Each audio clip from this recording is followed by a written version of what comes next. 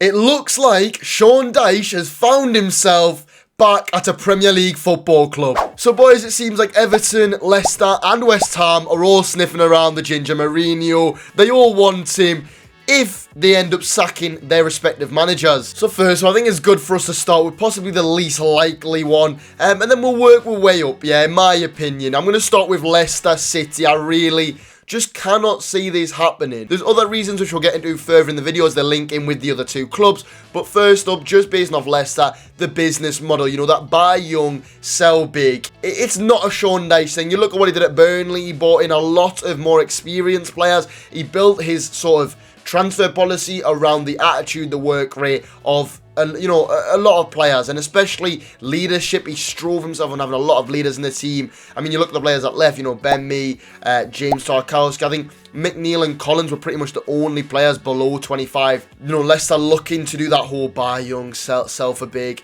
It's not going to make sense to have Dyche in because he's not that type of manager. And I think as much as, yes, there'll be more finances available to him, I still just do not think that's the way Dyche does it. The play style may be a little bit more suitable. I always felt that Leicester played a very much so, not long ball system to Dyche, but maybe a little bit more advanced version of Sean Dyche, Burnley football, which obviously would then suit Dyche. It's not too far away from the stuff he's used to. I think that long ball stuff was commonly used at Leicester as well, especially when Vardy was in his peak. And I don't think Leicester have strayed too far away from that. So I think Dyche on the play style side and the actual result, it would be very decent for Leicester. But looking at the whole Leicester model, the whole Leicester as a whole club, I think Dyche would be a pretty silly signing. A pretty silly guy to come in. I mean, Brendan Rodgers is awful, but I don't think Dyche would be too better for the club overall. Yes, maybe short term, but long term, it's just a big no for me. Now we've got the least likely one in Leicester out of the way. I think we can now look at the ones for me, which is pretty much just matter of time. Whoever gets sick of their manager first is going to get Dyche between West Ham and Everton.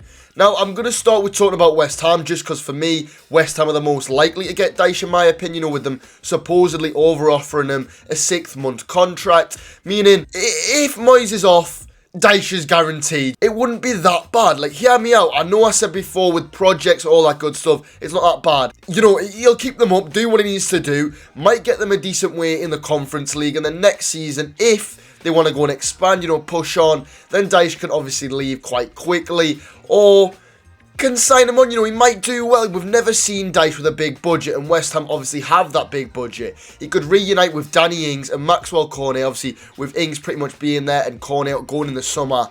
It's going to be interesting because for me, West Ham, yes, they might not suit them in the style of play, but I think Dyche going there just makes so much sense. Moyes obviously kind of fell out with the fans quite a while ago, I think it's safe to say, and Dyche going there, I guess most West Ham fans seem to be on board. Looking at the other clubs, Leicester and Everton, a lot of the fans are like, negative football, all that, but you've got to remember Dyche will do the job. Dyche will keep you up. Dyche will keep you in the Premier League, and for a club like West Ham who just need to stay in the league so they can push on next season because they've got so much quality, it's ridiculous. They just need a competent manager who I think, maybe it's not that David Moyes isn't a competent manager, maybe more so that it's just gone stale. Sometimes that happens. At clubs, sometimes things just go stale, and when it does, you just need a new one to come in, change it up a little bit, and you're fine again. And I think Dyche coming in could be that new little thing that West Ham possibly need, just to get them back on the right track, back playing the way that they were at points last season, rather than, sitting with David Moyes, letting things stagnate even more, making it an impossible hill to climb for the back end of the season. But now that we've got the other two out of the way, we can now move on to the Tweedledee to West Ham's Tweedledum. Everton. With the shit Clasico coming up this weekend, like I said before, it's a matter of time between either Everton or West Ham announce Sean Dyche as their next manager. However, alongside West Ham supposedly wanting Sean Dyche and Everton wanting Sean Dyche, if David Moyes is to be sacked, it's supposedly thinking that Everton would be massively in favour of getting David Moyes back into the club. It's going to be between Moyes and Dyche, but like I said before, I can only see if Moyes leaves, Dyche will be the next West Ham manager. Everton and Dyche. What is that? What is the thinking behind it? Now, for me, it's another one of them. Dyche will keep you up, and Everton need to stay up more than anybody else. If Everton go down, it could be the end. They've spent so much money, they will be in so much financial ruin that literally that club could implode.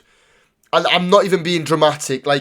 If Dyche couldn't keep them up, or if they just go down, no matter who's in charge, genuinely Everton fans may have to say goodbye to their club. As a result of how much money Everton has spent in the past few years, a relegation would literally mean everything. They would be struggling massively. There would be a massive flash sale, and I genuinely think things could spiral for Everton. They'd be selling literally everyone at the club, who are all on massive deals. They've never had that sort of, you know, wage cap thing. They've always spent ridiculous money. They're not smart at all with their finances. So that means the majority of their players basically are on piss take contracts and all on way more than they should be. I mean, if they went down to the Championship, they'd probably lose about 30 players, and I'm not even joking. They would lose their whole squad pretty much. They would struggle to replace it because of the financial fair play restrictions that would be put on them. They would just have to, I think if they went down, they'd be back in another relegation scrap, this time in the Championship. Now, Sean Dyche, the man that literally he could probably keep a team of ducks staying up in the Premier League. He is absolutely class when it comes to this type of thing. You know, working from a group of players, a tight group of players. You know, he wouldn't have a ton of money to spend at Everton, obviously, with the coming to the back in the January window already. If Dyche is to be announced, he'll probably have days, or we might even be past the January window by that point. So Dyche would massively struggle to obviously change that squad. But if there's anyone that can really utilise a squad with pretty much nothing being able to spend it, nothing being able to change, it's Sean bloody Dyche, boys. Now, if you look at their system as well, you know, he had Tarkowski, he had Dwight McNeil at Burnley, some of his best players for the Clarets, and I think as well with players like Dominic Calvert-Lewin up front, I'm pretty sure he's still fit.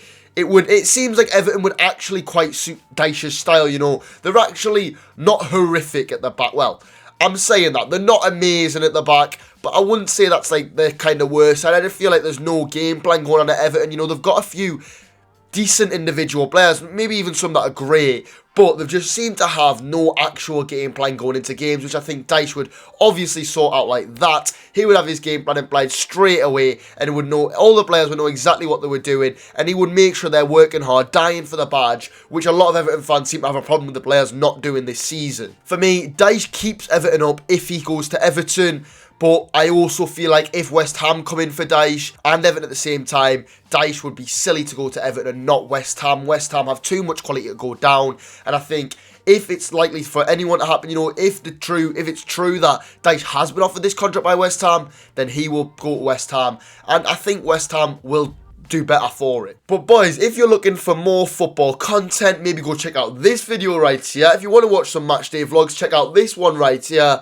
And yeah, we're really close to 1,000, so if you haven't already, make sure to have a like and subscribe, and I'll see you guys in the next one. Peace.